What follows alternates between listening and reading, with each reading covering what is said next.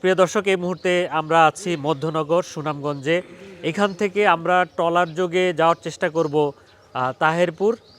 কিন্তু দুর্ভাগ্যের বিষয়ে হাওরে পানি একেবারে কম থাকায় সেখান থেকে কোনো ট্রলার ভাড়া করা গেল না।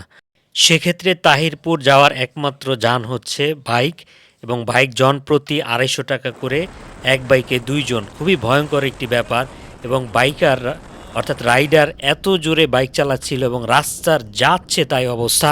মাটির রাস্তা, ভাঙাচোরা রাস্তা, তারপরে হচ্ছে বিভিন্ন জায়গায় সাঁকো, এমন অবস্থা ছিল যে সেগুলো হচ্ছে বাঁশের সাঁকো। সেই বাঁশের সাঁকোর উপর দিয়ে টোল দিয়ে তারপরে পার হতে হচ্ছে, এবং বিভিন্ন জায়গায় নৌকা দিয়েও পার হতে হচ্ছিল। খালি পরোটা খালি ভাই, আসলে হুন্ডা দিয়ে চলতে চলতে কি যে বলবো, কি যে অবস্থা হয়েছে। যে সমস্ত রাস্তাগুলো উনি চালায় আসলেন, আসলে আমরা দেখি চাইনিজরা পাহাড়ের ভিতরে যে চালায়, চিকুন রাস্তা দিয়ে চালায়, কিভাবে চালায়।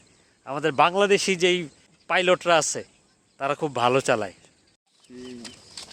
হাওর অঞ্চলের মাছ দেখাই আপনাদেরকে একটু, দর্শক।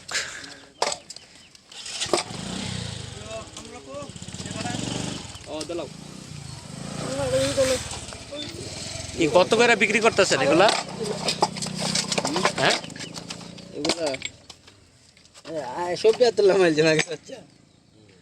ওইগুলা কি একটু দেখান তো। ওই যে মাছ 3টা না?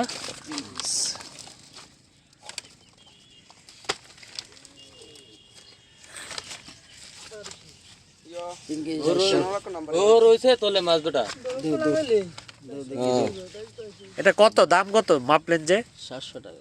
700 টাকা কেজি। কয় কেজি উঠছে এখানে? 4 কেজি, 3 কেজি 500। হাওরের মাছ দেখেন দর্শক, একেবারে টাটকা।